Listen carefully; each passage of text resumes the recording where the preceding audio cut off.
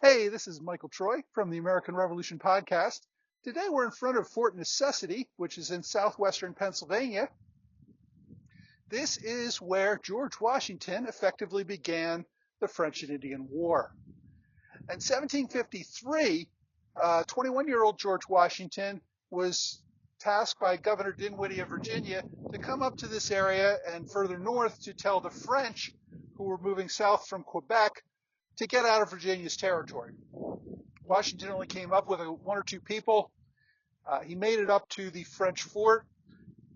He was so pathetic that the French had to take him in and give him a nice meal to help him feel a little bit better. He was so cold and hungry.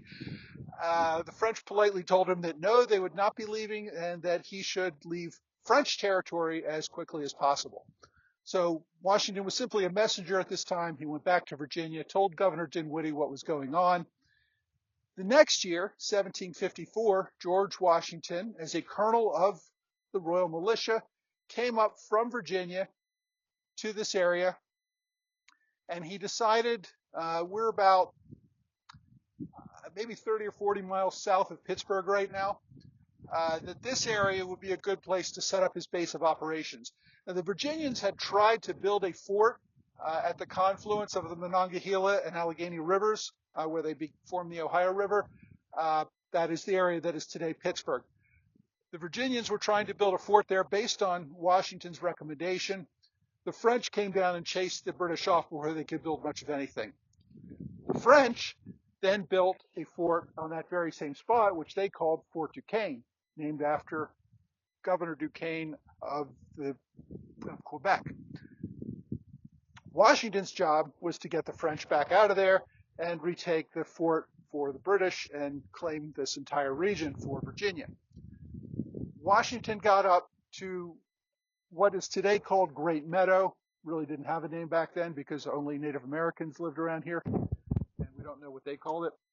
I'm going to ask my cameraman to pan around a little bit to give you a little bit of a feel for where we are. But basically, this was just a big open field. And Washington thought it was a good place to set up a base of operations, not for defensive purposes, but really just because it was a good place where the horses could graze and there was plenty of water sources for his men. So, Great Meadow, 1754, George Washington was here. He began building a very crude fort, which was more of a storage shed than anything else. It really wasn't meant to be a huge defensive fort. Washington learned that there was a French detachment of soldiers just a few miles away from here in what becomes known as Jumonville Glen.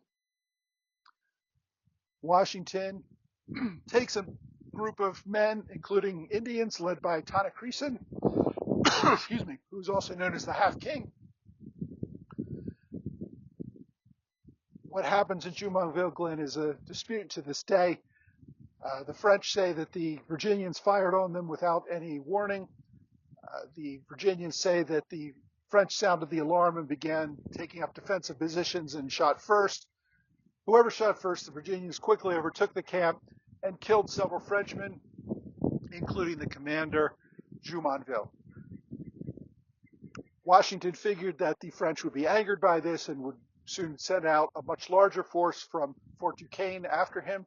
So he returned back here to Fort Defiance and worked towards reinforcing the fort walls as quickly as possible. I'm sorry, I called it Fort Defiance. I meant Fort Necessity.